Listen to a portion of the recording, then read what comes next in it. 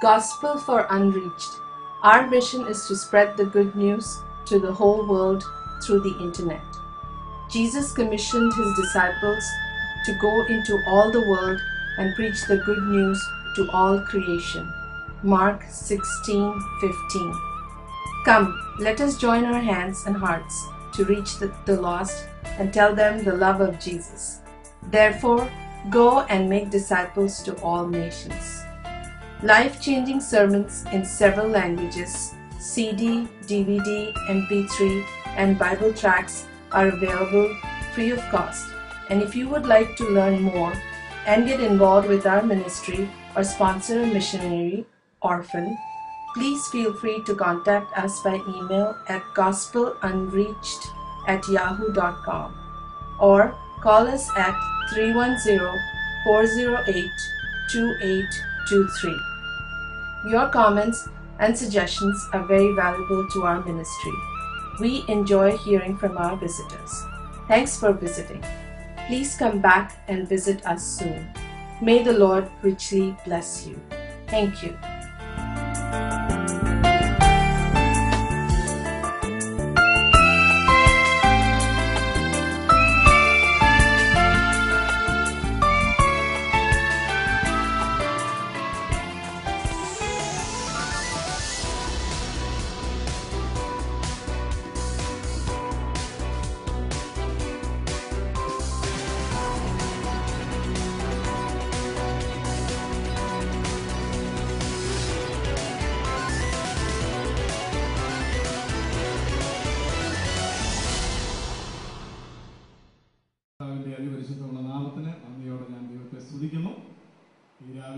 സന്നിധിയിൽ നമുക്ക് ഒരുമിച്ച് ദൈവത്തെ സ്തുതിക്കുവാനും ദൈവത്തെ ആരാധിക്കുവാനും കർത്താവിൻ്റെ വചനം ശ്രവിക്കുവാനും ദൈവം നമുക്ക് നൽകിയ വിലപ്പെട്ട ഈ അവസരത്തിനായിട്ട് ഞാൻ വീണ്ടും ദൈവത്തെ വാഴ്ത്തും.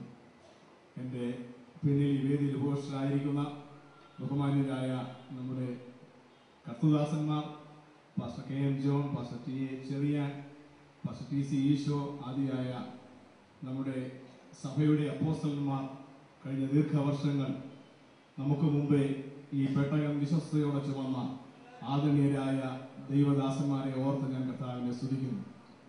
ഞാൻ ജനിക്കുന്നതിന് മുൻപേ ഞങ്ങളുടെ ഗ്രാമത്തിൽ നിന്ന് യേശു ക്രിസ്തുവിന്റെ സുവിശേഷത്തിന്റെ സാക്ഷിയായി ഉത്തര ഭാരതത്തിലേക്ക് പോയ കർത്താവിൽ പ്രസിദ്ധനായ പാസ്റ്റർ K ജോയി ഈ വേദിയിലുണ്ട്. അദ്ദേഹത്തെ ഓർത്ത് ഞാൻ കർത്താവിനെ സ്തുതിക്കുന്നു. എൻ്റെ വാത്സല്യ സഹോദരൻ, സുഹൃത്ത് പാസ്റ്റർ ബേബി കടമ്പനാട് ആദിയായ ഇവിടെ ഇരിക്കുന്ന ഓരോ ദൈവദാസന്മാരെയും ഓർത്ത് ഞാൻ ദൈവത്തെ സ്തുതിക്കുന്നു. ഇവിടെ ഇരിക്കുന്ന ഓരോരുത്തരും എൻ്റെ ആത്മീയ വളർച്ചയിലും ആത്മീയ യാത്രയിലും ഒരുപാട് പങ്ക് വഹിച്ചിട്ടുള്ളവരാണ്. ഒരുപാട് കടപ്പാടുകൾ എനിക്ക് അവരോട് ഓരോരുത്തരുമുണ്ട്. ഈ വേദിയിൽ നിൽക്കുന്ന ഏറ്റവും പ്രായം കുറഞ്ഞ ആളായിരിക്കാം ഒരുപക്ഷെ ഞാൻ. ഓരോ പ്രാവശ്യവും ദൈവത്തിൻ്റെ വചനവുമായി നിൽക്കുമ്പോൾ അത് 2 പേരോടായാലും 20 പേരോടായാലും 200 പേരോടായാലും 2000 പേരോടായാലും വലിയ ഭയത്തോടും വിറയലോടും കൂടെയാണ് ഞാൻ ദൈവസന്നിധിയിൽ നിൽക്കുന്നത്. കാരണം എപ്പോൾ പ്രസംഗിക്കുന്നു, ആരോട് പ്രസംഗിക്കുന്നു എന്നുള്ളതല്ല, ഇത് ദൈവത്തിൻ്റെ മാറ്റമില്ലാത്ത വചനമെന്നുള്ള ഭയം, ദൈവത്തിൻ്റെ പ്രതിപുരുഷനായി ഇവിടെ നിൽക്കുവാൻ കഴിയുന്നതിനുള്ള അതിലുള്ള ഭയം എന്നെ എപ്പോഴും ഭരിക്കാറുണ്ട്. അതുകൊണ്ട് ഞാൻ ഈയിടയ്ക്ക് അതിനേക്കാൾ എനിക്കൊരു വെളിപ്പാട് ഈയിടയ്ക്ക് ലഭിച്ചു. എനിക്ക് 5 വയസ്സുള്ള ഒരു മകനുണ്ട്. അവൻ സൺഡേ സ്കൂൾ പഠിച്ചിട്ട് വന്നപ്പോൾ ഞാൻ അവനോട് ചോദിച്ചു, മോനെ ഇന്ന് സൺഡേ സ്കൂളിൽ എന്നാ പഠിച്ചത്? മോൻ്റെ മറുപടി, ഞാൻ സോളമനെ കുറിച്ചാണ് പഠിച്ചത്, ശലോമോനെ കുറിച്ചാണ് പഠിച്ചത്. ഞാൻ ചോദിച്ചു, എന്താ ഈ ശലോമോനെ കുറിച്ച് മോൻ പഠിച്ചത്? അവൻ്റെ മറുപടി, ജ്ഞാനം വേണം, ബുദ്ധി വേണം എന്നാണ് ഞങ്ങളുടെ ടീച്ചർ പഠിപ്പിച്ചത്. ഞാൻ ചോദിച്ചു, എന്തുവായി ബുദ്ധി? അതിനുവേണ്ടി എല്ലാ ദിവസവും രാവിലെയും വൈകിട്ടും പ്രാർത്ഥിക്കണമെന്ന് ആൻറ്റി പറഞ്ഞു, അതാണ് ബുദ്ധി. ഞാൻ വീണ്ടും എടുത്ത് വെച്ചു, മോനെ അതെനിക്ക് മനസ്സിലായി, രാവിലെയും വൈകിട്ടും ബുദ്ധിക്ക് വേണ്ടി പ്രാർത്ഥിക്കണം, പക്ഷെ എന്നാ ഈ ബുദ്ധി എന്ന് പറഞ്ഞാൽ അതാ ഡാഡിക്കില്ലാത്തത്. അപ്പൊ ഞാൻ അന്ന് മനസ്സിലാക്കി 4.5 വയസ്സുള്ള എൻ്റെ മോൻ എന്നെ കുറിച്ചുള്ള ബോധ്യം അതാണ്, നമ്മൾ ബുദ്ധിയില്ലാത്ത ആളാണ്. അങ്ങനെയാണെങ്കിൽ നമ്മുടെ മുമ്പിൽ ഇരിക്കുന്ന മഹാന്മാരായ ബുദ്ധിമാന്മാരായ എത്രയോ ആളുകളുടെ മുമ്പിൽ നിൽക്കുമ്പോൾ നാം എത്ര ഭയത്തോടെ ആയിരിക്കണം നിൽക്കണമെന്ന് എനിക്ക് വീണ്ടും ഒരു ബോധ്യമുണ്ടായി. അതുകൊണ്ട് ദൈവത്തിന്റെ വചനവുമായി നാം ഇരിക്കുമ്പോൾ എപ്പോഴും നമുക്കൊരു ആർത്തിയും ആവേശവും ഉണ്ടാകണം. 3 മാസങ്ങൾക്ക് മുൻപ് ഈ വിഷയം, ഈ കൺവെൻഷന്റെ തീമിന് വേണ്ടി ബഹുമാനായ നമ്മുടെ general secretary pastor Valsan Abraham ഇങ്ങനെ പ്രാർത്ഥനയിൽ പോരാടുന്നത് ഞാൻ കണ്ടു. നിരന്തരമായി അദ്ദേഹം ഇങ്ങനെ പ്രാർത്ഥിച്ചുകൊണ്ടിരുന്നു. ഈ വർഷം എന്തിനു വേണ്ടി, എന്തിനെ കുറിച്ചാണ് നമ്മുടെ ജനങ്ങളെ പഠിപ്പിക്കേണ്ടത്, ദൈവത്തിന് നമ്മോട് സംസാരിക്കുവാനുള്ള സന്ദേശം എന്താണ്? അത് തുടർമാനമായി പ്രാർത്ഥിച്ചു. കൺവെൻഷന് ഒരു തീം വേണം, അതിനുവേണ്ടി ഒരു തീം തിരഞ്ഞെടുത്തതല്ല. പിന്നെയോ ദൈവത്തിന് നമ്മുടെ സഭയോട് നമ്മോട് പറയുവാനുള്ള സന്ദേശമായി തീരണം, ദൈവത്തിന് നമ്മളുടെ അരുളപ്പാടായി തീരണം. അങ്ങനെയാണ് ഈ തീം തിരഞ്ഞെടുക്കപ്പെട്ടത്. ഈ തീമിന്റെ വിവിധ വശങ്ങൾ അനുഗ്രഹീതരായ അഭിഷക്തന്മാരായ ദൈവദാസന്മാരുടെ പറഞ്ഞുകൊണ്ടിരിക്കുകയായിരുന്നു. എനിക്ക് മുൻപേ കർത്താവിന്റെ ബഹുമാന്യദാസൻ പാസ്റ്റർ പി ജോയി അവരുകൾ ദൈവവചനത്തിൽ നിന്ന് നമ്മോട് സംസാരിച്ചു. എനിക്ക് ലഭിച്ചിരിക്കുന്ന വിഷയം living in Christ or the living Christ in us എന്നുള്ള സബ്ജക്റ്റാണ്. നമ്മുടെ ഉള്ളിൽ ക്രിസ്തു അല്ലെങ്കിൽ ജീവിക്കുന്ന ക്രിസ്തു നമ്മുടെ ഉള്ളിൽ എന്നുള്ള വിഷയമാണ് സംസാരിക്കുന്നത്. ദൈവത്തിന്റെ വചനത്തോട് നമുക്കൊരു പ്രതിബദ്ധത നമുക്ക് എല്ലാവർക്കും ഉണ്ടാകും. യാക്കോബിന്റെ ലേഖനത്തിൽ ഇങ്ങനെയാ പറയുന്നത്, നിങ്ങൾ കേൾപ്പാൻ വേഗവും പറവാൻ താമസമുള്ളവരായിരിക്കണം.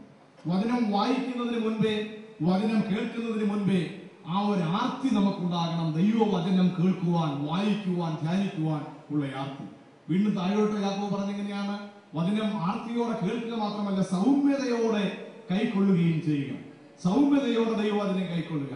അവിടെ വീണ്ടും നിൽക്കുന്നില്ല. വീണ്ടും യാക്കോബ് പറയുന്നു, സൗമ്യതയോടെ വചനം കൈക്കൊള്ളുക മാത്രമല്ല, പിന്നെയോ അത് കേൾക്കുക മാത്രമല്ല, ചെയ്യുന്നവരായി വിരിപ്പിക്കും. അതുകൊണ്ട് വചനത്തോടുള്ള നമ്മുടെ പ്രതിബദ്ധത, വചനത്തോടുള്ള നമ്മുടെ പ്രതികരണം എപ്പോഴും അങ്ങനെ ആയിരിക്കണം. ആർത്തിയോടെ കേൾക്കുക, സൗമ്യതയോടെ കൈകൊള്ളുക, അത് ചെയ്യുവാൻ, അനുസരിക്കുവാനുള്ള ഒരു മനോഭാവം നമുക്ക് ഉണ്ടാകുക. നമ്മുടെ ചിന്താ വിഷയത്തിലേക്ക് നമുക്ക് വരാം. വേദപുസ്തകത്തിലെ രക്ഷയെ സംബന്ധിച്ച് പറയുമ്പോൾ രണ്ട് കാര്യങ്ങൾ അല്ലെങ്കിൽ രണ്ട് എക്സ്പ്രഷൻസ്, രണ്ട് പ്രയോഗങ്ങൾ നമുക്ക് കാണാൻ കഴിയുന്നുണ്ട്. Whenever the Bible says about salvation, we can see two expressions about that experience of salvation. നമ്മുടെ രക്ഷയെന്ന ആ അനുഭവത്തെ കുറിച്ച് രണ്ട് പ്രയോഗങ്ങളാണ് പറയുന്നത്. ഒന്ന്, നാം പറയുന്നത് വേദപുസ്തകം പറയുന്നത് ഇങ്ങനെയാണ്, നാം ക്രിസ്തുവിലാണ്. നാം ക്രിസ്തുവിലാണ്. എഫെസ്യ ലേഖനം 1-ാം അധ്യായം ആ ഭാഗം നമുക്ക് പിന്നീട് നോക്കാം. അവിടെയാണ് നമ്മൾ കാണുന്നത്, അവനിൽ, ക്രിസ്തുവിൽ, in Christ, in Christ, in Christ എന്ന് ഏകദേശം 7 പ്രാവശ്യം ആ ഭാഗത്ത് പറഞ്ഞിട്ടുണ്ട്. നാം ക്രിസ്തുവിലാണ്. ഇതാണ് ഒരു ഭാഗം. എന്നാൽ അതിന്റെ രണ്ടാമത്തെ വശം, അതിന്റെ രണ്ടാമത്തെ പ്രായോഗിക വശം നമ്മൾ കാണുന്നത് ക്രിസ്തുവിലാണെന്ന് മാത്രമല്ല, ക്രിസ്തു നമ്മളിലാണ്. കൊലോസ്യ ലേഖനത്തിൽ അതാണ് ആവർത്തിച്ച് പറയുന്നത്. അപ്പൊ നാം ക്രിസ്തുവിലാണ്, ക്രിസ്തു നമ്മളിലാണ്. ഈ രണ്ട് കാര്യങ്ങളും ഒരുമിച്ച് ബാലൻസ് ചെയ്താണ് വേദപുസ്തകം പറഞ്ഞിരിക്കുന്നത്.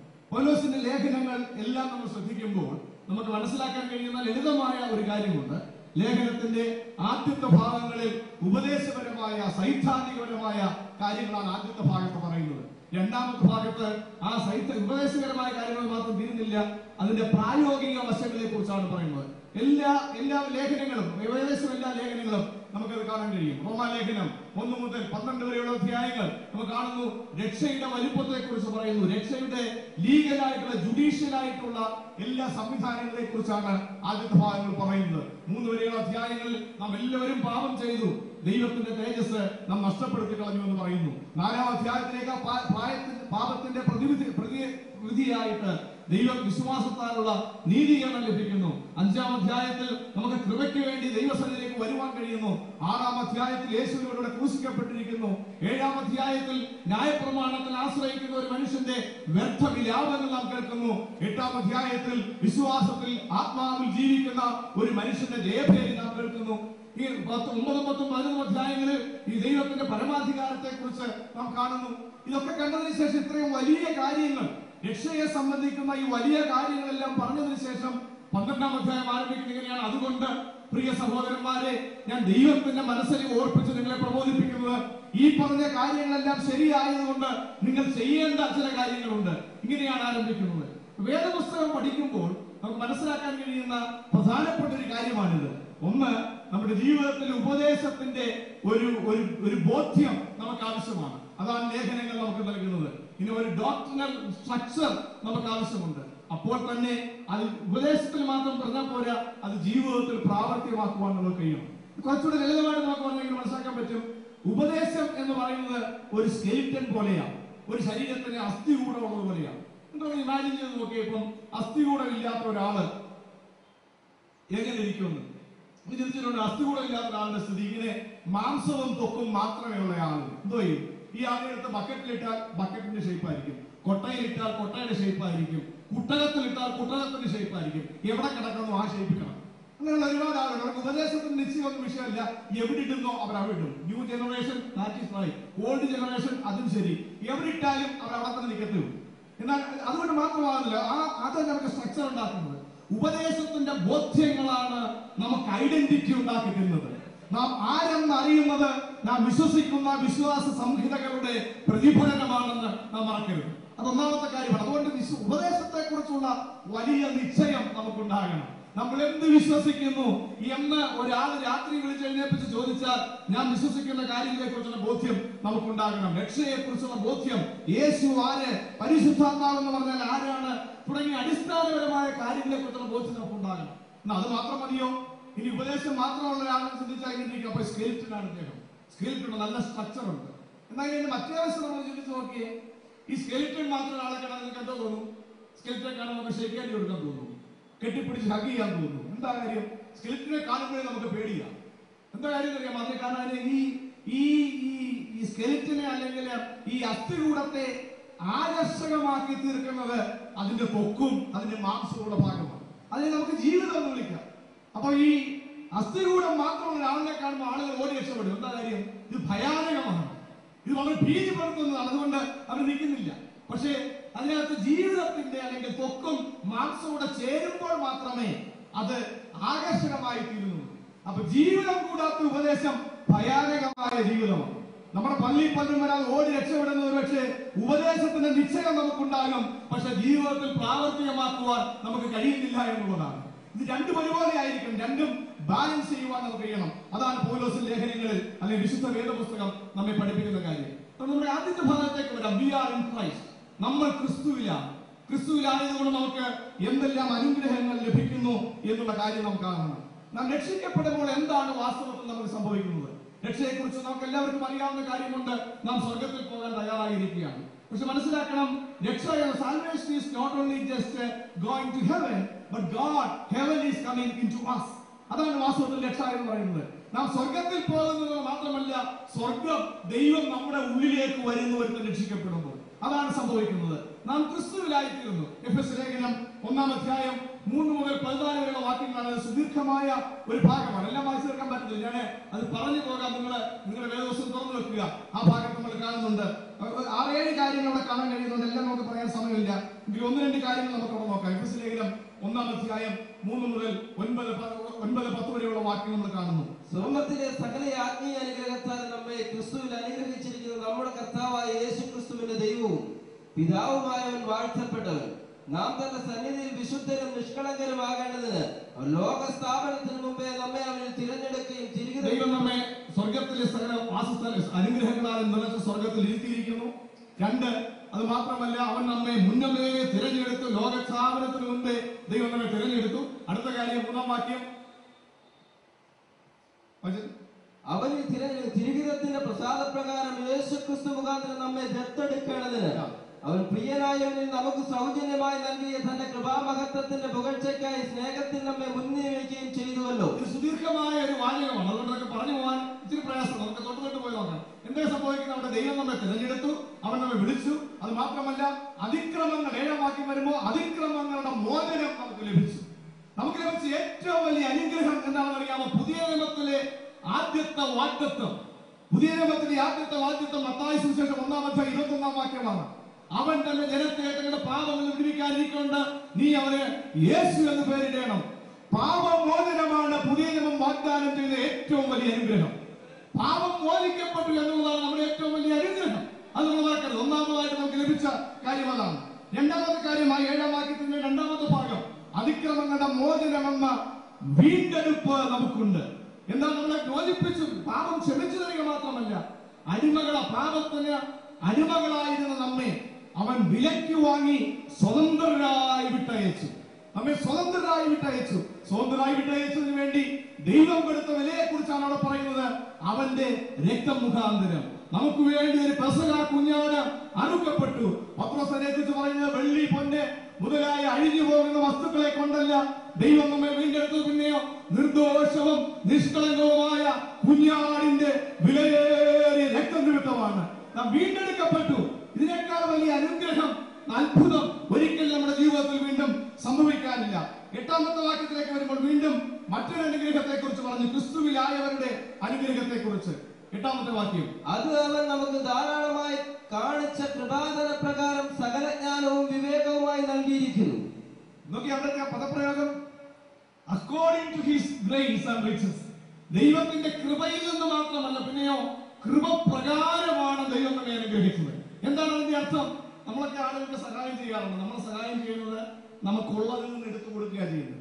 അസീം പ്രേംജി വിപ്രയുടെ ഉടമസ്ഥൻ ഇന്ത്യ കണ്ടതിൽ ഏറ്റവും വലിയ ചാരിറ്റബിൾ ഡൊനേഷൻ കഴിഞ്ഞ ചില മാസങ്ങൾക്ക് കൊടുത്തു. 8,846 കോടി രൂപ. എത്ര പൂജ്യം എനിക്കറിയത്തില്ല. 8,846 കോടി രൂപ ഇന്ത്യയിലെ വിദ്യാഭ്യാസത്തിൽ പുറകോട്ട് നിൽക്കുന്ന സംസ്ഥാനങ്ങൾക്കും ആളുകളെയും സഹായിക്കാൻ വേണ്ടി അസീം പ്രേംജി വിപ്രോയുടെ ഉടമസ്ഥൻ നൽകി. അത് കൊടുത്തത് അയാൾക്ക് ഒരു കോടി കൊടുത്താൽ അവരുടെ സമ്പത്തിൽ നിന്ന് കൊടുക്കുകയാണ്. എന്നാൽ അദ്ദേഹത്തിന്റെ സമ്പത്തിൽ നിന്ന് കൊടുത്തത് അദ്ദേഹത്തിന്റെ സമ്പത്ത് പ്രകാരമാണ് കൊടുത്തത്. ദൈവം നമ്മെ ക്ഷമിച്ചത് ദൈവത്തിന്റെ കൃപയിൽ നിന്ന് മാത്രമല്ല, പിന്നെയോ അവന്റെ കൃപ പ്രകാരമാണ്. ദൈവം നമ്മെ അനുഗ്രഹിക്കുന്നതും അങ്ങനെയാണ്. പൗലോസിനെ കുറിച്ച് പിന്നീട് പറയുന്നുണ്ട്, നമ്മുടെ ദൈവമോ നമ്മുടെ ബുദ്ധിമുട്ടൊക്കെയും അവന്റെ മഹത്വത്തിന്റെ ധനത്തിന് ഒത്തവണ്ണം തീർത്തു തരും. ദൈവം നമ്മെ അനുഗ്രഹിക്കുന്നത് ദൈവത്തിന്റെ വലിപ്പത്തിന് ഒത്തവണ്ണമാണ്. അത് മാത്രമല്ല, വീണ്ടും അടുത്ത വാക്യം 8 മുതൽ 10 വരെയുള്ള വാക്യങ്ങൾ കാണുന്ന മറ്റൊരു കാര്യം നാം കാണുന്നു. ഈ ക്രിസ്തുവിലായ അനുഗ്രഹങ്ങളെ കുറിച്ചാണ് നമ്മൾ പറയുന്നത്. നമ്മുടെ പാപം ക്ഷമിച്ചിരിക്കുന്നു, നമുക്ക് വീണ്ടെടുപ്പ് പ്രാപിച്ചിരിക്കുന്നു, ദൈവത്തിന്റെ കൃപപ്രകാരം അവൻ നമ്മെ അനുഗ്രഹിച്ചിരിക്കുന്നു. അത് മാത്രമല്ല, 8 മുതൽ 10 വരെയുള്ള വാക്യം പറയുന്നത് God has shown the mystery of his will towards us. ദൈവത്തിന്റെ കൃപയുടെ, ദൈവത്തിന്റെ ഹിതത്തിന്റെ മർമ്മം ദൈവം നമുക്ക് വെളിപ്പെടുത്തി. ഈ 12 കീഴിലിരിക്കുന്നവരും വെളിയിലുള്ള ആളുകളും തമ്മിലുള്ള പ്രധാനമായ വ്യത്യാസം എന്താണെന്ന് അറിയാമോ? യേശുക്രിസ്തു ഭൂമിയിൽ വന്നു എന്ന് ഭൂരിപക്ഷം ആളുകളും വിശ്വസിക്കുന്നുണ്ട്. ഓരോ പ്രാവശ്യവും നമ്മൾ തീയതി എഴുതുമ്പോൾ അത് നാം അറ്റസ്റ്റ് ചെയ്യുന്നുണ്ട് ആ സംവിധാനം. പക്ഷെ അവർ തമ്മിലുള്ള വ്യത്യാസം എന്താണ്? ഇതാണ് വ്യത്യാസം. സുവിശേഷം വിശ്വസിക്കുവാൻ ദൈവം നമ്മുടെ കണ്ണുകളെ തുറന്നു. കാരണം സുവിശേഷം എന്താണ്? Gospel is not an information, it is a revelation. സുവിശേഷം എന്ന് പറയുന്നത് ഒരു അറിവല്ല, ഒരു തിരിച്ചറിവാണ്. സുവിശേഷം എന്ന് പറയുന്നത് ഒരു വെളിപ്പാടാണ്. യേശു ക്രിസ്തു ദൈവത്തിന്റെ പുത്രൻ എന്നുള്ള വെളിപ്പാട്. യേശു എന്റെ പാപത്തിന് വേണ്ടി മരിച്ചു, അടക്കപ്പെട്ടു, ഉയർത്തെഴുന്നേറ്റു എന്നുള്ള വെളിപ്പാട്. യേശു ഒരു ചരിത്ര പുരുഷൻ മാത്രമല്ല, അവൻ ദൈവപുത്രനായിരുന്നു എന്നുള്ള വെളിപ്പാട്. ആ വെളിപ്പാട് പ്രാപിച്ചവനാണ് വീണ്ടെടുക്കപ്പെട്ടത്. ആ വെളിപ്പാട് പ്രാപിച്ചവനാണ് രക്ഷിക്കപ്പെട്ടവൻ. അങ്ങനെയാണ് നമുക്ക് ആ രക്ഷയിലേക്ക് വരുന്നത്. മറ്റൊരു അനുഗ്രഹത്തെ കുറിച്ച് പറയുകയാണ്. വീണ്ടും അടുത്ത അനുഗ്രഹം നാം വായിക്കുന്നത് 10 മുതൽ 12 വരെയുള്ള വാക്യങ്ങൾ. We have an inheritance in God. ദൈവത്തിൽ നമുക്ക് ഒരു അവകാശമുണ്ട്. നമുക്കൊരു അവകാശമുണ്ട്.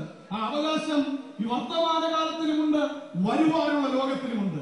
ഇപ്പൊ സാധാരണ ആൾ പറയാറുണ്ട്, പെന്തിക്കോസ്തുകാർക്ക് ഇപ്പോൾ ഉള്ള ഏറ്റവും വലിയ പ്രശ്നം അവർക്ക് ഐഡന്റിറ്റി ക്രൈസിസ് ഉള്ളവരാണ്. Identity crisis. ഞാൻ വേദപുസ്തകം വിശ്വസിക്കുന്ന, പരിശുദ്ധാത്മാവിഷയം പ്രാപിച്ച, വീണ്ടും ജനിക്കപ്പെട്ട, ഞാൻ വെറും പെന്തിക്കോസ്തുകാരുടെ പറയുന്നത്, വീണ്ടും ജനിക്കപ്പെട്ട പെന്തിക്കോസ്തുകാർ, വീണ്ടും ജനിക്കപ്പെടാത്ത പെന്തിക്കോസ്തുകാരുണ്ട്. വീണ്ടും ജനിക്കപ്പെട്ട പെന്തിക്കോസ്തുകാർ അവരൊരിക്കലും ഐഡന്റിറ്റി ക്രൈസിസ് ഉണ്ടാവുന്നില്ല. കാരണം എന്താണെന്നറിയാമോ? വേദപുസ്തകം പറയാൻ വേദപുസ്തകം പറഞ്ഞെങ്ങനെയാണ്? റോമലേഖനം 8:17 പറയുന്നത്, നാം ദൈവത്തിന്റെ മക്കളെങ്കിലോ നാം അവകാശികൾ, ദൈവത്തിന്റെ അവകാശികൾ, ദൈവത്തിന്റെ അവകാശികൾ, ക്രിസ്തുവിനോടുകൂടെ കൂട്ടവകാശികൾ. ഇതിനേക്കാൾ വലിയൊരു ഐഡന്റിറ്റി ഇവിടെ ആർക്കാണ് കണ്ടത്? രാഷ്ട്രീയക്കാരന്റെ സഹായം കൊണ്ടല്ല സഭ നിൽക്കുന്നത്, സമൂഹത്തിന്റെ സഹായം കൊണ്ടല്ല ദൈവമായി നിൽക്കുന്നത്. ഞാൻ ദൈവ പൈതലാണെന്നുള്ള എന്റെ അസ്തിത്വമാണ് എന്നെ നിലനിർത്തുന്ന കാര്യം. ഞാൻ ക്രിസ്തുവിനോടുകൂടെ അവർ കൂട്ടവകാശം. നമുക്ക് പഴയ നിയമത്തിൽ നമ്മൾ വിശ്വസിക്കുന്ന പഴയ നിയമത്തിലെല്ലാം അനുഗ്രഹങ്ങളെ കുറിച്ച് മാത്രം, പ്രോസ്പെരിറ്റി മാത്രം പറയുന്നത് അല്ലല്ല. നിങ്ങൾ പഴയ നിയമം എടുത്ത് വായിച്ചു നോക്ക്.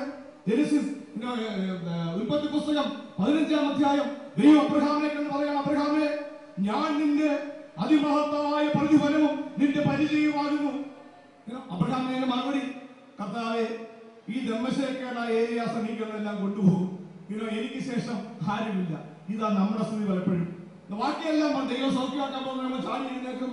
ദൈവം നമ്മൾ അമേരിക്ക വിടാൻ പോകുന്നത് നമുക്ക് സന്തോഷം തോന്നും. ബാക്കി എല്ലാ കാര്യങ്ങളും നമ്മൾ രണ്ടിലേക്കും പൊക്കി അല്ലേരിയ പറയും. ഞാൻ ദൈവത്തിന്റെ മക്കളാന്ന് പറയുമ്പോൾ അത് നമുക്കറിയാവുന്ന, പ്രത്യേകിച്ച് ഇപ്പൊ പറയാനെന്താ, നമുക്കൊരു എക്സൈറ്റ്മെന്റ് വരുന്നില്ല. ഇതാണ് അബ്രഹാമിന്റെ പ്രശ്നം. ദൈവം അബ്രഹാം പറയുകയാണ്, അബ്രഹാമേ, നീ ഈ വെളിയിലിറങ്ങി, നിന്റെ കൂടാരത്തിൽ നീ വെളിയിലിറങ്ങ്. നീ എന്നിട്ട് മുകളിലേക്ക് നോക്ക്.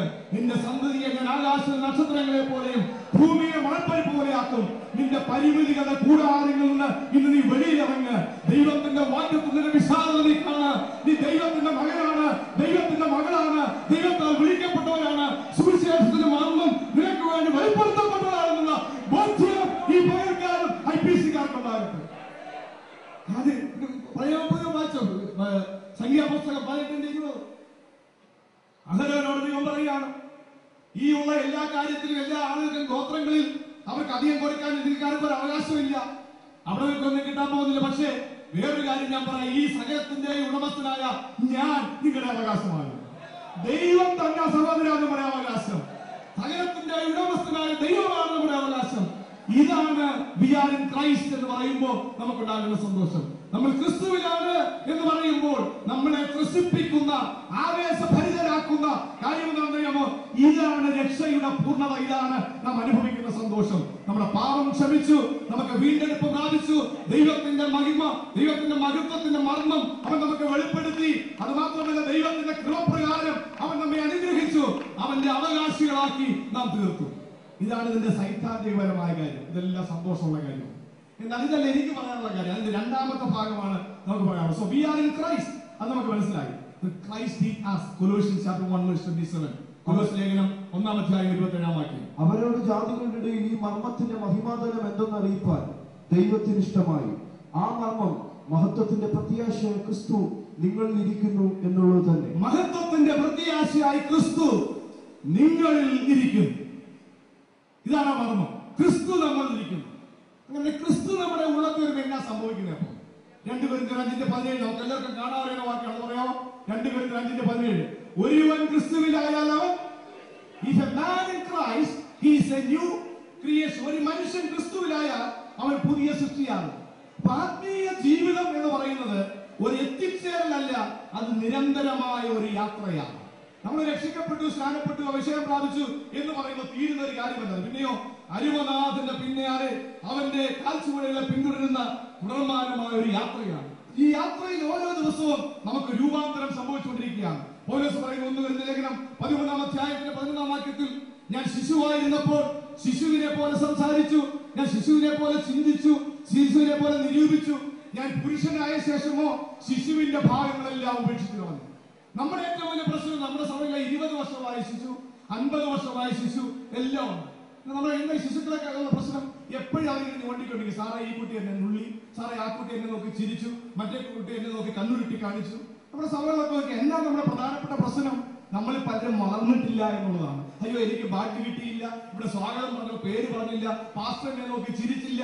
അയ്യോ ഇത്ര ശൈശവമായ ബാലിശമായ കാര്യങ്ങളുമാണ് നമ്മൾ പലരും ജീവിക്കുന്നത്. പൗലോസ് പറഞ്ഞു, ഞാന് പണ്ട് ശിശുവായിരുന്നപ്പോൾ ശിശുവിനെ പോലെ ചിന്തിച്ചു, നിരൂപിച്ചു. പക്ഷെ ഞാൻ മുതിർന്നവനായി കഴിഞ്ഞപ്പോഴോ അത് മാറ്റിക്കളഞ്ഞു. ആത്മീയ ക്രിസ്തു നമ്മുടെ ഉള്ളത്തിൽ വരുമ്പോൾ അത് നിരന്തരമായ ഒരു രൂപാന്തരത്തിന്റെ ജീവിതമാണ്. പൗലോസ് അതിനെ കുറിച്ച് പറയുന്നുണ്ട്. 1 കൊരിന്ത്യർ ലേഖനം 15:9 പൗലോസ് തന്നെ കുറിച്ച് പറയാണ്, I am the least among the apostles. ഞാൻ അപ്പോസ്റ്റലന്മാരിൽ ഏറ്റവും ചെറിയവനല്ലോ. അദ്ദേഹത്തിന്റെ ആ കൺവേർഷൻ എക്സ്പീരിയൻസിന്റെ ഒരു 25 വർഷത്തിന് ശേഷമായിരിക്കാം അത് പറയുന്നത്. വീണ്ടും ഒരു 5 വർഷം കഴിയുമ്പോൾ എഫേസ്യ ലേഖനം 3:8 വരുമ്പോൾ അദ്ദേഹം I am less than least of all God's people. ഞാൻ സകല ദൈവ മനുഷ്യരിലും ഏറ്റവും ചെറിയവനാണ്. നേരത്തെ പറഞ്ഞത് ഞാൻ അപ്പോസ്തലന്മാരിൽ ചെറിയവനാണ്. ഇപ്പൊ അദ്ദേഹത്തിന്റെ സർക്കിൾ അങ്ങ് വലുതാക്കിയിട്ട് പറയുകയാണ്, സകല വിശുദ്ധന്മാർ ഞാൻ ചെറിയവനാണ്. വീണ്ടും 1 തിമോഥെയോസ് ലേഖനം 1:15 വരുമ്പോൾ പൗലോസ് പറയുകയാണ്, Christ Jesus came into this world to save sinners, of whom I am the worst. ആദ്യം പറഞ്ഞു I am the least, പിന്നെ പറയുന്നത് I am the last. Now he says I am the worst. ഇതായിരുന്നു പൗലോസിന്റെ ഗ്രോത്ത് എന്ന് പറയുന്നത്. നമ്മൾ വളർന്നു വരുമ്പോൾ അഹങ്കാരം കൂടി വരികയാണ്. പക്ഷേ സർവശക്തനായ ദൈവത്തിന്റെ കൃപയുടെ ധനത്തെ കുറിച്ച് പൗലോസിന് ബോധ്യമെന്ന് പറയുകയാണ്, ആ പാപികളിൽ ഞാൻ ഒന്നാമനാണ്, ആ പാപികളിൽ ഞാൻ ഒന്നാമനാണ്. ഇതാണ് നിരന്തരമായ രൂപാന്തരം മനുഷ്യൻ സംഭവിക്കുന്നത്. പഴയ നിയമം നാം പഠിക്കുമ്പോൾ നാം കാണുന്ന കാര്യം ഇതാണ്, ഗോഡ് ഈസ് വിത്ത് us. ദൈവം നമ്മോട് കൂടെ ഇരുന്നു. ആ ആളുകൾക്ക് പോലും ഇതിനേക്കാൾ രൂപാന്തരം സംഭവിച്ചു. എന്താണ് നമുക്ക് ഓരോ ആളുകളുടെയും ജീവിതം നിങ്ങൾ എടുത്ത് പഠിച്ചു നോക്കിയ സമയം കിട്ടുമ്പോൾ, അബ്രഹാമിനെ കുറിച്ച് നമുക്കറിയാം. അബ്രഹാമിന് 75 വയസ്സുള്ളപ്പോൾ അവനെ ഈ യാത്ര ആരംഭിച്ചു ദൈവത്തോടുകൂടെ. ആദ്യത്തെ 10 വർഷങ്ങളൊക്കെ നോക്കിയ പ്രയാസവും പരിഭവങ്ങളും പരാതികളും ബുദ്ധിമുട്ടുകളും പിന്മാറ്റവും അനുസരണക്കേടും ദൈവത്തോട് ചോദ്യം ചോദിക്കുന്നതും ഇങ്ങനെ ഒരുപാട് കാര്യങ്ങളാണ്. എന്നാൽ 22-ാം അധ്യായത്തിലേക്ക് ഉൽപ്പത്തി പുസ്തകം വരുമ്പോൾ ദൈവം അബ്രഹാമിനോട് പറഞ്ഞു, നീ സ്നേഹിക്കുന്ന നിന്റെ ഏകജാതനായ ആ മകനെ തന്നെ നീ മോറിയ ദേശത്തുള്ള ഒരു മലയിൽ യാഗം കഴിക്കണം. നിങ്ങൾ നോക്കി അബ്രഹാമിന്റെ അവന്റെ ആ ഇമോഷണൽ സ്റ്റെബിലിറ്റി ആ ഭാഗത്ത് നമ്മൾ കാണുന്നുണ്ട്. ഒരു വാക്ക് പോലും മറുപടി ചോദിക്കാതെ ആ മകൻ അപ്പനോട് ചോദിച്ചു, അപ്പ ഇവിടെ തീയുണ്ട്, വിറകുണ്ട്, യാഗത്തിന് ആവശ്യമായ എല്ലാ സംവിധാനങ്ങളും ഉണ്ട്, പക്ഷേ യാഗമൃഗം ഇവിടെ. അബ്രഹാമിന് ഒരു മറുപടിയും പറയുന്നില്ല. യഹോവയുടെ ദൈവം കരുതിക്കൊള്ളും. ഈ ആദ്യത്തെ 10 വർഷത്തിൽ നിന്ന് ഈ ഒരു 10 ആണ്ടുകൾ ദൈവത്തോടുകൂടെ നടന്നപ്പോൾ അബ്രഹാമിനുണ്ടായ മാറ്റം എന്താണ്? അബ്രഹാമിന് മനസ്സിലായി, ദൈവം വാക്ക് പറഞ്ഞാൽ മാറാത്തവരാണ്. ദൈവം വിശ്വസ്തനായ ദൈവമാണ്. അവൻ താമസിച്ചാലും അവൻ ചെയ്യേണ്ടത് അവൻ ഇഷ്ടമുള്ളതുപോലെ അവന്റെ സമയത്ത് ചെയ്യുന്നവനാണവൻ. അവന്റെ വാക്കുകൾക്ക് മാറ്റം സംഭവിക്കുകയില്ല. ചിലരുടെ അവിശ്വാസ നിമിത്തം ദൈവത്തിന്റെ വിശ്വസ്തയ്ക്ക് മാറ്റം വരുമോ? ഒരു നാളുമില്ല. ദൈവിക സ്വഭാവത്തെ കുറിച്ചുള്ള ബോധ്യം അബ്രഹാമിന് ഉണ്ടായപ്പോൾ അവന്റെ ജീവിതത്തിന് സമൂലമായ ഒരു മാറ്റം സംഭവിക്കുന്നു. മറ്റൊരു മനുഷ്യൻ അടുത്ത അധ്യായങ്ങൾ കാണുന്നു. 32-ാം അധ്യായത്തിൽ യാക്കോബ് എന്ന് പറയുന്ന മനുഷ്യൻ, ദ മാസ്റ്റർ ഡിസെപ്ഷൻ, അദ്ദേഹം തുടർന്ന കാര്യങ്ങളെല്ലാം ആളുകളെ തട്ടിക്കുകയും വെട്ടിക്കുകയും ചെയ്യുന്ന മനുഷ്യൻ. പക്ഷെ 32-ാം അധ്യായത്തിൽ നാം അദ്ദേഹത്തെ കുറിച്ച് കാണുന്നത് എങ്ങനെയാണ്? ദൈവത്തിന്റെ സ്പർശനം പ്രാപിച്ചപ്പോൾ ആ മനുഷ്യന് രൂപാന്തരം സംഭവിച്ചു, മറ്റൊരു മനുഷ്യനായി തീർന്നു. വീണ്ടും പുറപ്പാട് പുസ്തകം 33-ാം അധ്യായം അവിടെ നമ്മൾ കാണുന്ന മോശ എന്ന് പറയുന്ന ഒരു മനുഷ്യനെ കുറിച്ചാണ്. അവൻ ദൈവത്തോടെ പ്രാർത്ഥിച്ചു, ദൈവമേ നിന്നെ എന്നെ മഹത്വം കാണിക്കണമേ. ദൈവത്തിന്റെ തേജസ്സിൽ എഴുതിയപ്പോൾ മോശയെ കുറിച്ച് എഴുതിയിരിക്കുന്നത് എങ്ങനെയാണ്? അവന്റെ ത്വക്കും മുഖവും പ്രകാശിച്ചു. ആളുകൾ പോലും അടുത്തു വരുവാൻ ഭയപ്പെടുത്തുന്ന തരത്തിൽ അവൻ എപ്പോഴും ഒരു വെയിലിട്ട് കൊണ്ടായിരുന്നു നടക്കുന്നത്. ആ രീതിയിലേക്ക് അവൻ മാറി. യെശയ്യാ പുസ്തകം 6-ാം അധ്യായത്തിൽ അവിടെ നാം വരുമ്പോൾ യെശയ്യാവ് ദൈവത്തിന്റെ തേജസ് കണ്ടതായിട്ട് കാണുന്നു. യെശയ്യാവിനെ സമൂലമായി മാറ്റം വരുത്തിയ ഒരു സംഭവമായിരുന്നു അത്. എന്റെ ചോദ്യം ഇതാണ്, പഴയ നിയമത്തിൽ ദൈവത്തെയും ദൈവത്തിന്റെ തേജസ്സിനെയും മാത്രം കണ്ടവർ ഇത്രത്തോളം മാറ്റം അവർക്ക് സംഭവിച്ചെങ്കിൽ, യേശു ക്രിസ്തു ഉള്ളത്തിൽ വന്നിട്ട് ആർക്കും ഒരു മാറ്റവും സംഭവിച്ചിട്ടില്ലെങ്കിൽ അതിന് സാരമായ ഒരു കുഴപ്പവും. ഞാൻ വിശദീകരിച്ച് പറയാം. നിങ്ങൾ ഞായറാഴ്ച രാവിലെ പള്ളി വന്നിട്ട് പറയാണ്, ഇന്നലെ ഞാൻ ഇതിലൂടെ നടന്നു പോകുന്ന സമയത്ത് ഒരു 18 വീലുള്ള ഒരു പാണ്ടി ലോറി എന്റെ പുറത്തൂടെ കയറി എന്ന് പോയി. ഞാൻ ചാടി എഴുന്നിട്ട് അല്ലേലിയോ പറഞ്ഞിട്ട് എനിക്കൊരു കുഴപ്പമോ സംഭവിച്ചില്ല, ദൈവം ഉപയോഗിച്ചു. ഞാൻ പറഞ്ഞപ്പോൾ നിങ്ങൾ ആരും വിശ്വസിക്കുന്നില്ല. പിന്നെ എത്ര പേര് അത് വിശ്വസിക്കും? ഒരു പാണ്ടിലാരി നമ്മുടെ പുറത്തൂടെ കയറി ഇറങ്ങിപ്പോയി, എനിക്കൊരു കുഴപ്പവും സംഭവിച്ചില്ല. നിങ്ങൾ അതൊന്ന് മനസ്സിലാക്കേണ്ട കാര്യം എന്തുവാണ്? ഒന്ന് കയറിയത് പാണ്ടി ലോറി അല്ല, അല്ലെങ്കിൽ നിങ്ങളുടെ പുറത്തല്ല, നിങ്ങൾ ആരും വിളിക്കുന്നത് മനസ്സിലായി? ഒന്ന് കയറിയത് പാണ്ടി ലോറി അല്ല, അല്ലെങ്കിൽ നിങ്ങളുടെ പുറത്തല്ല. ക്രിസ്തു ആരാണ്? ഈ ക്രിസ്തു അഖിലാണ്ടത്തിന്റെ തത്വത്തിന്റെ പ്രഭ, തേജസ്സിന്റെ മുദ്ര, സകലത്തെയും അവന്റെ ശക്തിയുള്ള വാക്കുകൊണ്ട് വഹിക്കുന്നവൻ. അവൻ മുഖാന്തരം അവനാരും സകലവും ഉളവായി, അവനെ കൂടാതെ ഒന്നും ഉളവായില്ല. സകലത്തിന്റെ ഈ സൃഷ്ടികർത്താവായ ദൈവം നിങ്ങളുടെ ഉള്ളിൽ വന്നിട്ട് നിങ്ങൾക്കൊരു മാറ്റവും സംഭവിച്ചില്ലെങ്കിൽ നിങ്ങളുടെ രക്ഷയെ കുറിച്ച് ഞാൻ സംസാരിക്കുന്നു. കർത്താവ് വന്നിട്ട് മാറ്റം സംഭവിച്ചത്. പ്രിയരെ, വേദപുസ്തകം പറയുന്നത് ഒരുവൻ ക്രിസ്തുവിലായാൽ അവൻ പുതിയ സൃഷ്ടിയാകുന്നു. പഴയതെല്ലാം കഴിഞ്ഞുപോയി. ദൈവം നമ്മുടെ ഉള്ളിലേക്ക് ഇറങ്ങി വന്ന മാറ്റം സംഭവിക്കുന്നത്. എങ്ങനെയാണ് ഈ മാറ്റം? പൗലോസ് വീണ്ടും പറയുന്നത് 2 കൊരിന്ത്യർ ലേഖനം 12-ാം അധ്യായം 1 മുതൽ 5 വരെയുള്ള വാക്യങ്ങൾ പൗലോസിനെ കുറിച്ച് പറയുന്നുണ്ട്. 14 വർഷങ്ങൾക്ക് മുൻപ് ഒരു മനുഷ്യനെ എനിക്കറിയാം. അയാൾ ശരീരത്തോടെന്നോ ശരീരം കൂടാതെയെന്നോ എനിക്കറിയില്ല. അദ്ദേഹം എടുക്കപ്പെട്ടു. കേട്ടുകൂടാൻ കഴിയാത്ത ചില കാര്യങ്ങൾ കേട്ടു. അദ്ദേഹം അതിശയമായ തേജസ്സുള്ള ചില കാര്യങ്ങൾ കണ്ടു. ഓക്കെ, പൗലോസ് പറയുകയാണ് 14 വർഷങ്ങൾക്ക് ശേഷമാണ് ഇത്രയും വലിയൊരു വെളിപ്പാട് കിട്ടുന്നത് കാരണം പറയുന്നു. നമ്മളാണെങ്കിൽ 14 വർഷം കിട്ടുന്ന അന്ന് തന്നെ നമ്മൾ മിനിസ്ട്രി ആരംഭിച്ചതന്നെ. പത്രോസിനെ പോലെ മത്തായി 16-ൽ ദൈവം പത്രോസിന് ഒറ്റ വെളിപ്പാട് കൊടുത്തു. രണ്ടാമത്തെ കാര്യം 2 പാരഗ്രാഫിന് ശേഷം പത്രോസിന്റെ കാര്യം യേശു ക്രിസ്തുവിനെ ഉപദേശം പഠിപ്പിക്കാൻ പോകാൻ നടത്ത കാര്യം ചെയ്തത്. 14 വർഷം വരെ പൗലോസിനെ കുറിച്ച് ആരോടും പറഞ്ഞില്ല. പക്ഷെ 14 വർഷങ്ങളിലും പൗലോസ് പറഞ്ഞുകൊണ്ടിരുന്ന മറ്റൊരു കാര്യമുണ്ട്. എന്താണെന്നറിയാമോ? പൗലോസ് വായു തുറക്കുന്നിടത്തെല്ലാം ഒരു കാര്യമേ പറയാനുള്ളൂ: കാരാഗൃഹത്തിലും പുഴവക്കത്തും അരയോഗമ കുന്നിലും ബുദ്ധിമാന്മാരോടും ബുദ്ധിയില്ലാത്തവരോടും എവിടെ വാ തുറന്നാലും ഒറ്റക്കാരോ പറയുന്നത് ക്രിസ്തു, ക്രിസ്തു, ക്രിസ്തു. നീ വാ തുറക്കുമ്പോൾ അറിയാം നിന്റെ അകത്തിരിക്കുന്നത് എന്താണെന്നുള്ളത്. നീ വാ തുറക്കുമ്പോൾ അറിയാം നിന്റെ ദർശനം എന്താണെന്നുള്ളത്. അവൻ കണ്ട ആ വലിയ വെളിപ്പാടുകൊണ്ട് അവൻ പറയാണ് ക്രിസ്തുവിനെ കുറിച്ചല്ലാതെ മറ്റൊന്നും അവൻ പറയുന്നില്ല 14 വർഷങ്ങൾക്ക് ശേഷം. അതുകൊണ്ട് പ്രിയരെ, യേശു നമ്മുടെ ഉള്ളത്തിലേക്ക് വരുമ്പോൾ എന്ത് മാറ്റമാണ് നമുക്ക് സംഭവിക്കേണ്ടത്? പണ്ട് നമ്മൾ ആത്മാവിൽ പാടുന്ന ഒരു പാട്ടുണ്ടായിരുന്നു ഇങ്ങനെ: യേശുവിന്റെ ഉള്ളത്തിൽ വന്ന നാളിൽ എന്തു മാറ്റം വന്നു എന്നിൽ. ആ രൂപാന്തരം ഓരോ ദിവസവും ക്രിസ്തു നമ്മുടെ ഉള്ളത്തിൽ വരുമ്പോൾ സംഭവിക്കണം. പത്രോസിനെ കുറിച്ച് പറയുന്നത് 2 പത്രോസ് 1-ാം അധ്യായം 3-4 വാക്യങ്ങളിൽ അവൻ നമുക്ക് ദിവ്യശക്തിയും വലിയ വാഗ്ദത്തങ്ങളും നൽകിയിരിക്കുന്നു. അതിനുശേഷം അത് എന്തിനു വേണ്ടിയാണ് വന്നിട്ടുണ്ട്? എന്തിനു വേണ്ടിയാണ് അറിയാമോ? അവന്റെ ദിവ്യ സ്വഭാവത്തിന് നാം കൂട്ടാളികളായി തീരുവാൻ. ദൈവത്തിന്റെ we want to become the partakers of his divine nature. ദൈവത്തിന്റെ സ്വഭാവത്തിന് പങ്കുകാരായി തീരുവാനാണ് ദൈവം നമ്മെ വിളിച്ചത്. അതെങ്ങനെ സംഭവിക്കുന്നത് അറിയാമോ? പെരുമാറ്റവും സ്വഭാവവും തമ്മിൽ വ്യത്യാസമുണ്ട്. പെരുമാറ്റം നമ്മുടെ സ്വഭാവത്തിൽ ചെയ്യുന്നതും സ്വഭാവം നമ്മൾ കമ്മിറ്റിയിലും കൂടി ചെയ്യുന്ന കാര്യം. സ്വഭാവത്തിൽ നമുക്കറിയാം എങ്ങനെ പെരുമാറേണ്ടത്. ചിലർക്ക് അറിയത്തില്ല എങ്കിലും ബഹുഭൂരിപക്ഷം നമ്മുടെ ആളുകൾ അറിയാം. പക്ഷെ കമ്മിറ്റി വരുമ്പോഴാണ് ശരിയായ സ്വഭാവം വെളിപ്പെടുന്നത്. ഇവിടെ പെരുമാറുന്നതിനെ കുറിച്ചല്ല പത്രോസ് പറയുന്നത്. എന്താണെന്നറിയാമോ?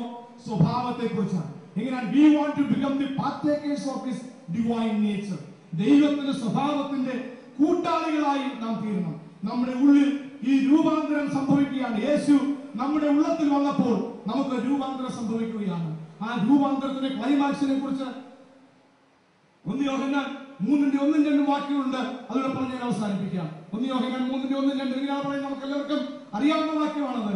കാൺമീൻ, നാം ദൈവമക്കളെന്ന് വിളിക്കപ്പെടുവാൻ പിതാവ് നമുക്ക് എത്ര വലിയ സ്നേഹം നൽകിയിരിക്കുന്നു. അടുത്ത വാക്യം, നാം ഇപ്പോൾ ദൈവമക്കൾ ആകുന്നു. അടുത്ത വാക്യം പറയുന്നത്, അവൻ വരുമ്പോൾ നാം അവനോടുകൂടെ സദൃശന്മാരാകും. നമ്മുടെ ഇന്നലെ എന്താണെന്ന് അറിയാമോ? ദൈവം നമ്മെ സ്നേഹിച്ചു, പാപികളായി നമ്മെ രക്ഷിച്ചു. ദൈവത്തിന്റെ കൃപാധനപ്രകാരം അവൻ നമ്മെ സ്നേഹിച്ചു. എന്നാൽ ഇന്ന് നമ്മൾ ആരാണ്? നമുക്ക് ഐഡന്റിറ്റി ക്രൈസിസിന്റെ ആവശ്യമില്ല. നമ്മൾ ദൈവത്തിന്റെ മക്കളാണ്. ഇന്നലെ രാവിലെ എത്ര പേർക്ക് പ്രാഗൽഭ്യത്തോടെ, ധൈര്യത്തോടെ, അഭിമാനത്തോടെ പറയാൻ കഴിയും, ഞാൻ ദൈവത്തിന്റെ പൈതലാണ്?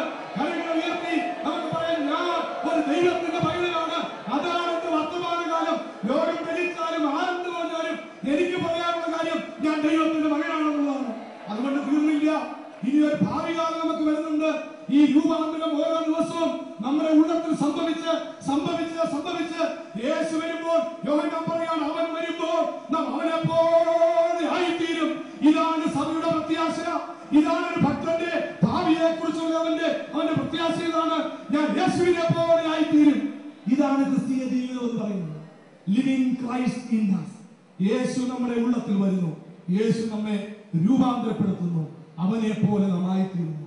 വിശ്വാസ ജീവിതത്തിന്റെ അന്തമെന്താണ്? അത് ആത്മരക്ഷയാണ്. യേശുവിനെ പോലെ ആയിത്തീരുന്നതാണ്. യേശുവിനെ പോലെ ആയിത്തീരുന്നതാണ്. അതിനുവേണ്ടിയാണ് നാം ഈ യാത്ര കഴിക്കുന്നത്. പക്ഷെ അത് എങ്ങനെ സംഭവിക്കും എന്നിവിടെ പറഞ്ഞ് ഞാൻ അവസാനിപ്പിക്കാം. ഈ വാഗ്ദത്തങ്ങൾ ദൈവം നമുക്ക് നൽകിയിട്ടുണ്ട്. ഇങ്ങനെ വേദപുസ്തകം പറഞ്ഞിങ്ങനെയാണ്. മത്തായി സുവിശേഷം 5:48 യേശു ഇങ്ങനെ പറഞ്ഞു, B perfect as your heavenly father is perfect. നിങ്ങളുടെ സ്വർഗ്ഗസ്ഥനായ പിതാവ് സൽഗുണസമ്പൂർണനായിരിക്കുന്നത് പോലെ നിങ്ങളും സൽഗുണ സമ്പൂർണനായിരിക്കും. പ്രിയരെ, നിങ്ങൾ ഓർക്കുക, ദൈവത്തിൽ നമ്മളെ കുറിച്ച് ഡിമാൻഡ് എന്താണെന്ന് അറിയാമോ? അവനെ പോലെ ആയിത്തീരുക എന്നുള്ളതാണ്. അതിൽ കുറഞ്ഞ ഒരു സ്റ്റാൻഡേർഡും ദൈവം അംഗീകരിക്കുന്ന കാര്യമല്ല. പരാജയപ്പെട്ട ഒരുപാട് പേരെ കണ്ട് അവരുടെ കൂടി മറ്റുള്ളവരെ കുറ്റം പറഞ്ഞ് നിങ്ങളുടെ ആയുസ് നിങ്ങൾ വെറുതെയാക്കരുത്.